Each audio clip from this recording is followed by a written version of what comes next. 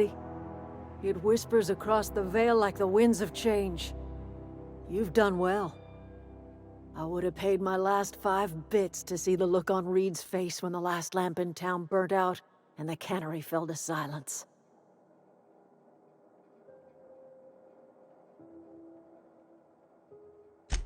Blunt as a hammer.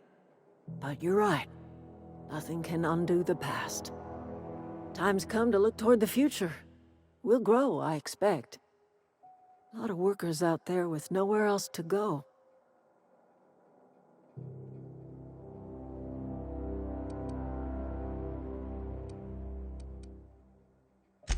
Not as many as you'd think. We're not about to let the whole town join our flock. Just the ones willing to renounce their corporate loyalties and live the way nature intended. I am curious. Why did you help us? You don't know who we are. You don't owe us a thing. The plant's crawling with mechanicals, so it stands to reason you risked your life.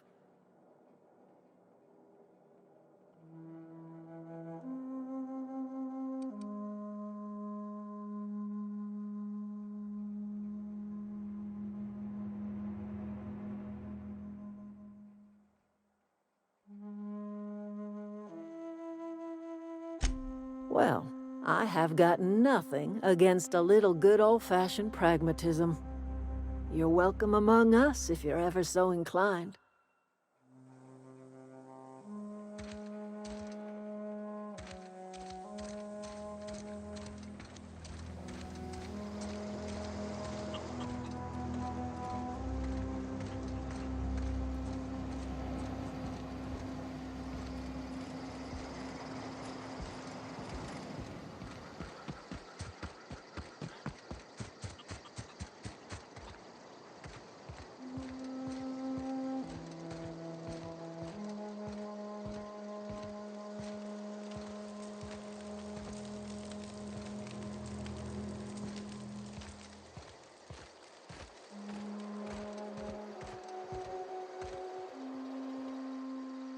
Any luck finding one of those manuals? No kidding! Really? Well, which one?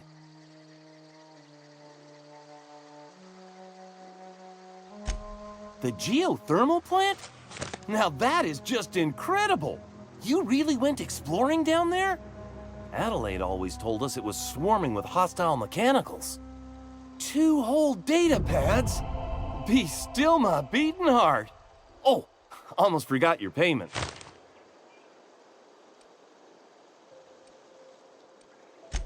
What's on your mind?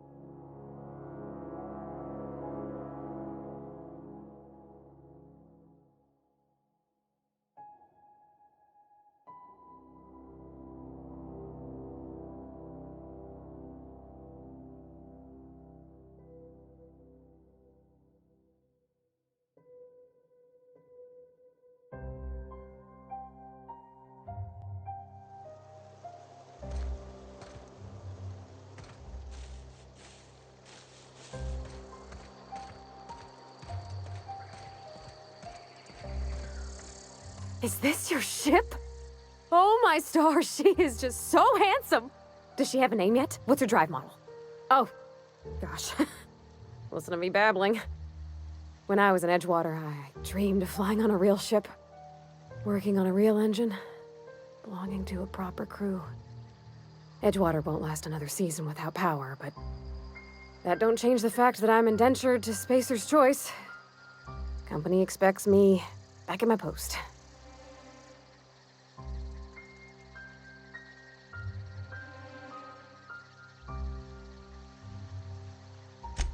I have imagined it, but until you came along, I never thought I had the choice.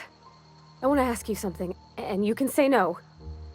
But Can I come with you? I could tend to your engine.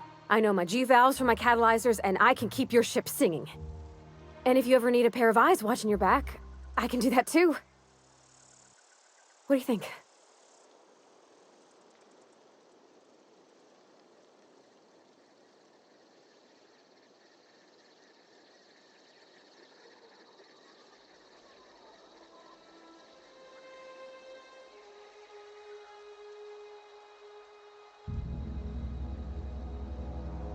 Yes! I mean, thanks. You won't regret this, mister. Captain. I can call you Captain now. Ha! I got a captain.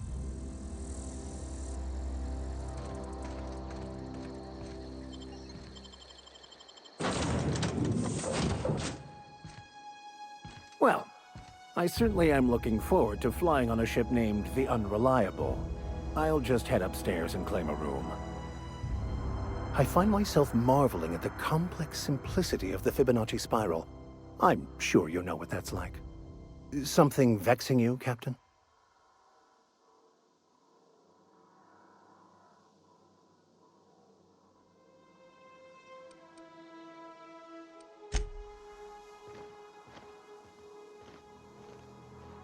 Yeah, huh?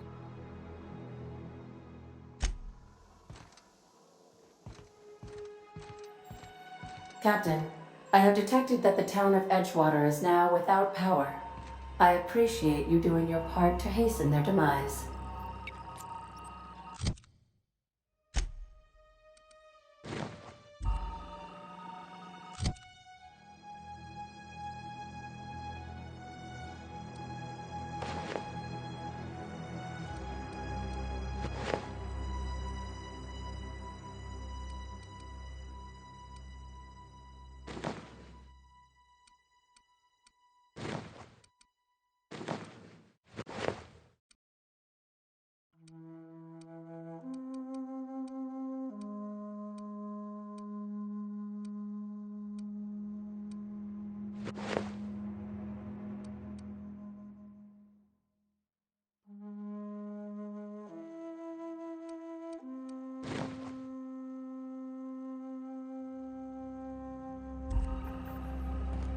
What?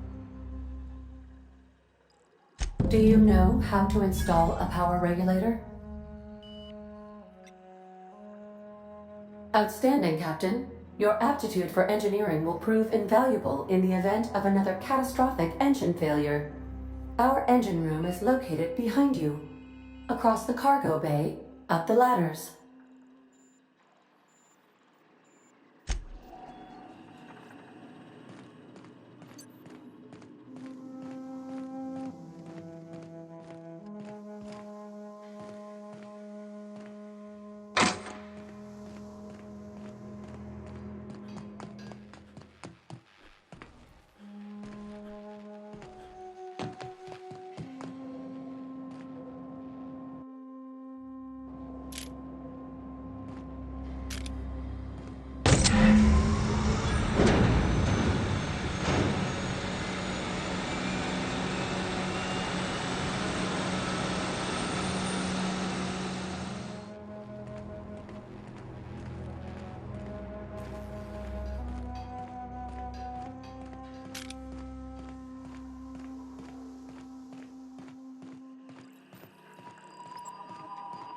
What can I do for you, Captain? All systems are operating within acceptable parameters. I am prepared to bring the Unreliable into low-altitude orbit. This should prove an adequate test of our flight capabilities.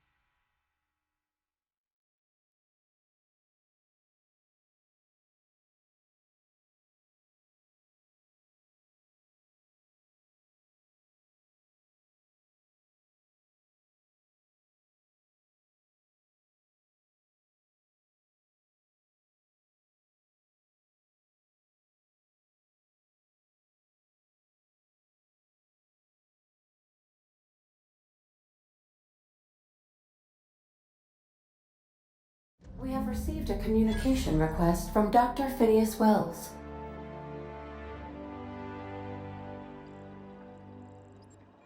Aha, there you are. Hale and hearty, and captain of your own ship. I see you're putting the Unreliable to good use. Shame about her former captain. Horrible way to die. How are you feeling, by the way? I lost track of you in that cave back there. Experiencing any, unnatural drippage? Perfectly normal side effect of thawing, I assure you.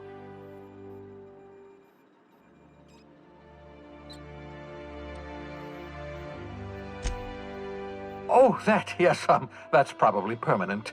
I wouldn't worry about it, though. I'm sure you're fine.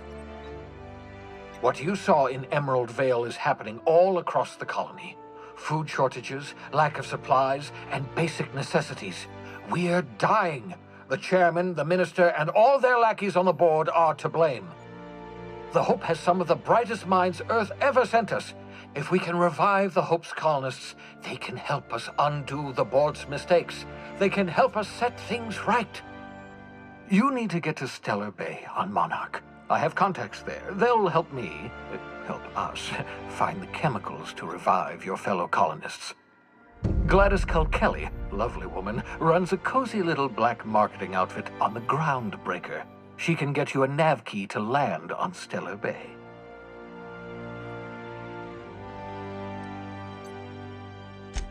Strictly speaking, Monarch is a moon, terraformed badly, and almost completely lawless. You'll love it. Captains don't fly their own ships, you see. Your navigation terminal handles the, navigation.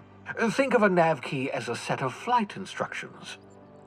The board's been confiscating nav keys for Stellar Bay, so we must rely on unconventional means of acquisition. Hence, Miss Gladys Culkelly.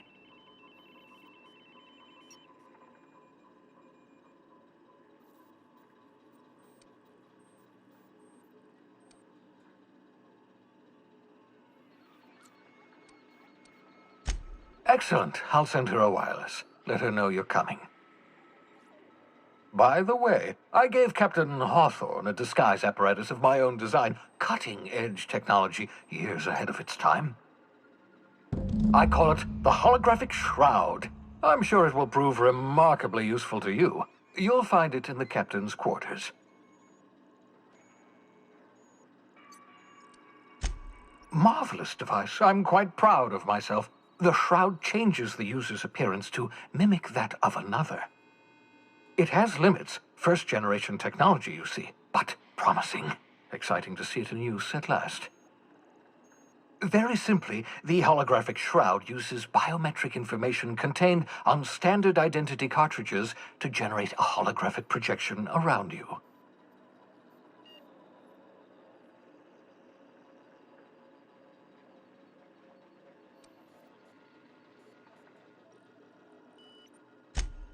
Only stands up to a casual scrutiny. Use it too long, bound to flicker, blur, something like that. Movement makes it more likely. Best used in moderation. When you see guards in your path you can't sneak past, for example. Maintain your distance. Act normal. No running, no jumping. Don't draw their attention. If they pay attention, they're more likely to notice flaws in the hologram.